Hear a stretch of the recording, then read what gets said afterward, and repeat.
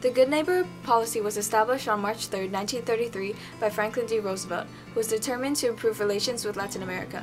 This relation with the U.S.'s neighbor was especially important at the time when conflicts in Europe and the Pacific were rising. During the 19th and 20th century, the U.S. periodically used military intervention to protect its interests and coerce governments into compliance in Latin America. However, the Good Neighbor policy was based on the principles that nations should not intervene in the affairs of others and that their relations should be mutually beneficial. In 1933, the President's administration adopted an isolationist position towards Latin America. In 1934, the 1903 treaty with Cuba was repealed. This treaty was based on the Platt Amendment, which gave the U.S. the right to interfere in Latin American affairs and gave the U.S. claim to certain territories. Then the U.S. began withdrawing all troops stationed in Latin America, and by 1934 there were none left.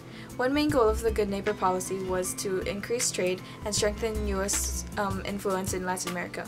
One method through which this goal was achieved was Pan-Americanism, which was the movement to encourage cooperation between the states of Americas in common interest through diplomatic, political, economic, and social means.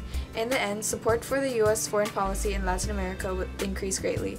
It is even said that by the end of World War II, Latin America was the region of the world most supportive of American foreign policy.